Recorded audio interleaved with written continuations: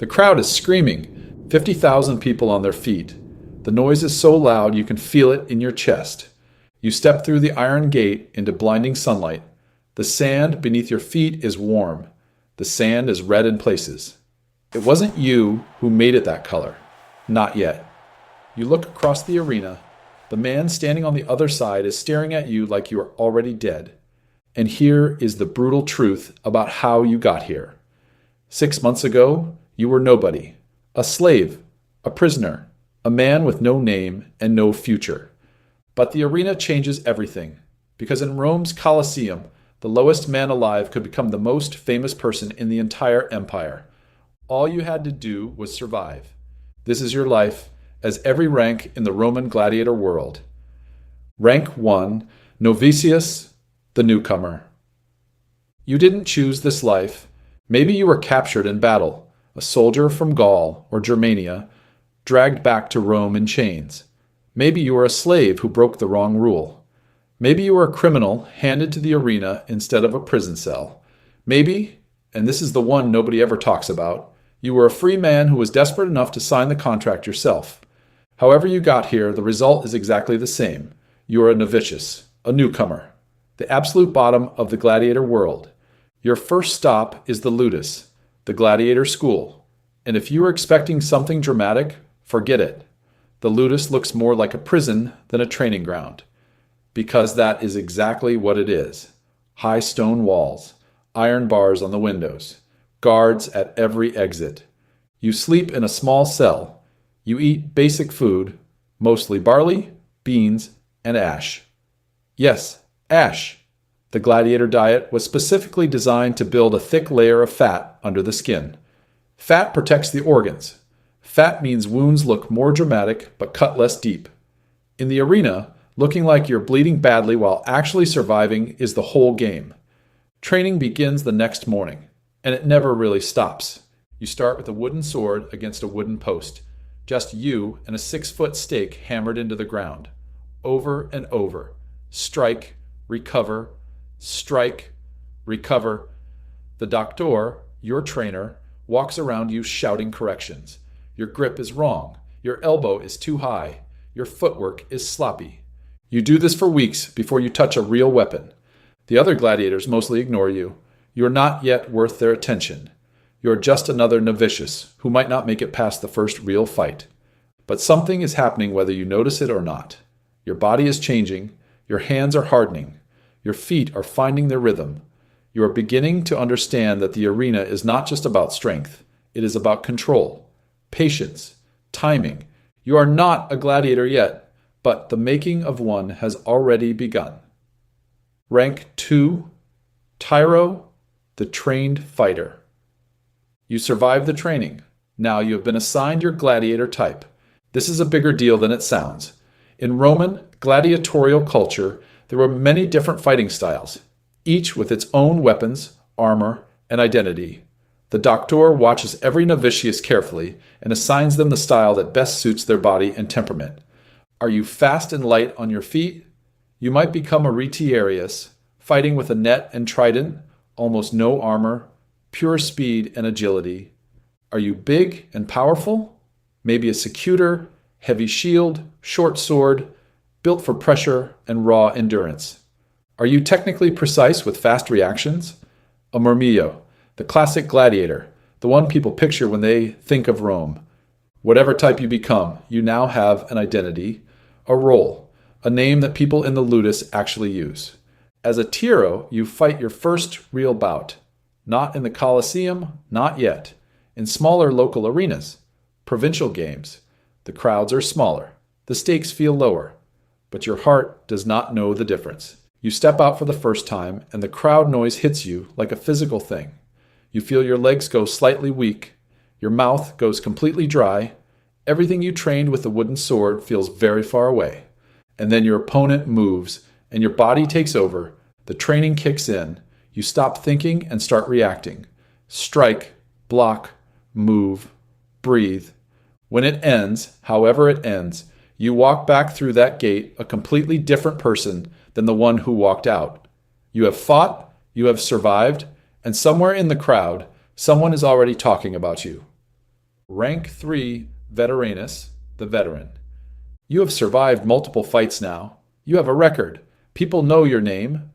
Being a Veteranus is not just about experience, it is about reputation. And in the Gladiator world, reputation is currency. It decides everything. What food you get, what cell you sleep in, how the crowd reacts when you walk through that gate. The Ludus starts treating you differently. You get better cuts of meat at dinner. You get more specialist training time. The Novicius recruits watch you the way you once watched the veterans, like you know something they do not. You do know something. You know that fear never goes away. You just learn to carry it differently. As a Veteranus, your fights are bigger. The crowds are larger. The opponents are better and more dangerous. You start to develop your own style, small tricks and habits that are uniquely yours. The way you move your left foot before a strike. The way you use your shield not just to block, but to push and unbalance. You also start to understand the performance of it all. The crowd does not just want to see a fight. They want to see a story. They want a hero and a villain. They want drama, tension, and a comeback. The best veteran gladiators understood this completely. They knew when to let the crowd build tension, when to show pain convincingly, when to make a comeback look miraculous even though it was completely calculated. You are not just a fighter anymore. You are an entertainer, and the entire city of Rome is your audience. Rank 4, Primus Palus, first of the post. This is the rank that changes your entire life. Primus Palus, first of the post, means you are the best fighter in your Ludus, the champion of your school. When visitors come to watch training sessions, they point at you. When new fighters arrive, they are told to watch you and learn from everything you do. The money changes completely at this rank. Gladiators were paid per fight. As a Primus Palus, your fight fee jumps dramatically. The lanista, your owner and manager, can charge premium prices just to have you appear. You are an asset, a brand, and Rome's most powerful people want a piece of your story.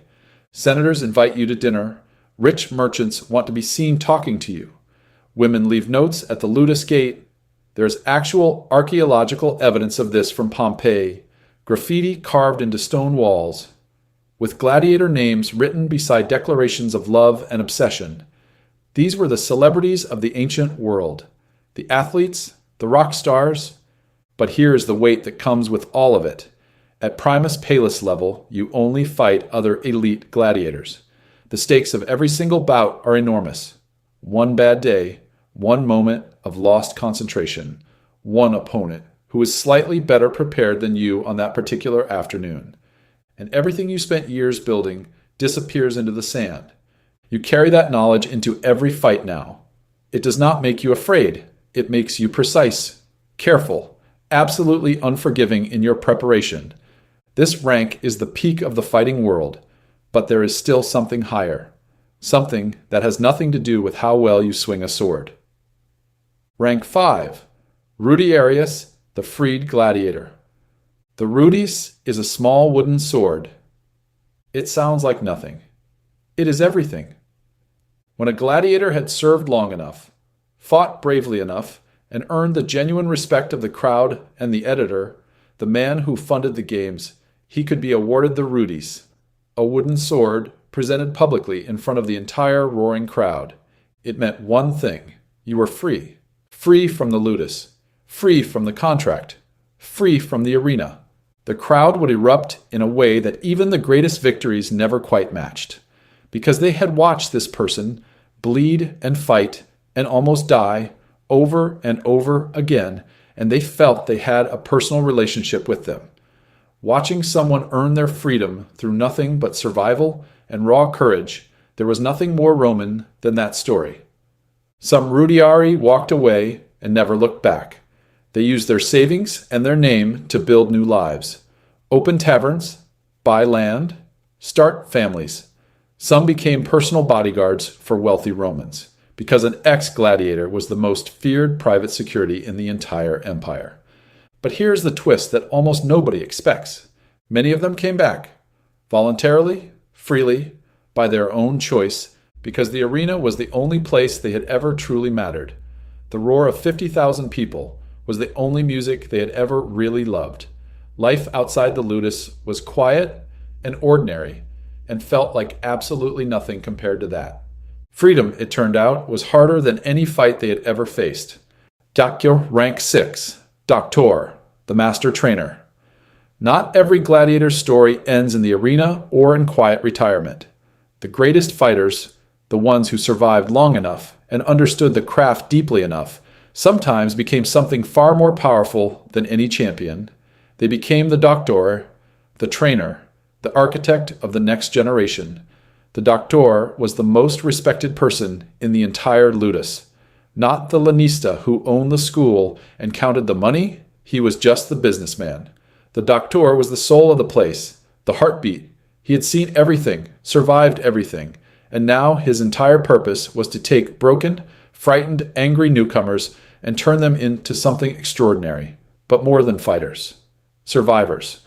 The Doctore understood that technical skill alone never saved anyone in that arena. He trained the mind as deeply as the body. He taught his fighters how to read an opponent within the first 10 seconds of a fight, how to manage fear so it becomes fuel rather than paralysis, how to perform for the crowd convincingly even while genuinely fighting for your life. He also decided who fought whom, which matchups happened, which fighters were truly ready, and which ones needed more time. That quiet power over outcomes, not dramatically but practically, was enormous. Standing at the edge of the training ground, watching your fighters work, knowing you built every single one of them from nothing, knowing that your methods and your knowledge are out there in the arena every single day, that is a completely different kind of power than anything the crowd ever gave you. And it lasts much, much longer. From a prisoner with nothing, all the way to the man who built the greatest fighters in the ancient world. That was your life in the Roman gladiator ranks. And here's what gets me about this world, every single time I think about it. These were real people, not the fictional heroes of movies. Real human beings who woke up every morning knowing that today might genuinely be the last day, who built something extraordinary from the very worst possible starting point. Some of them died in the sand, some walked out as free men, some became legends whose names survived for 2,000 years. All of them were just trying to survive one more day. Which rank would you have been? Is the raw Novicius just finding his footing? The Veteranus who turned fear into performance? The Primus Palus is carrying the weight of being the best? Or the freed Rudiarius who had the choice to leave and came back anyway? Tell me in the comments. I read every single one, and if you want to walk through the next great civilization, the Spartans are waiting. Subscribe now because that video drops very soon.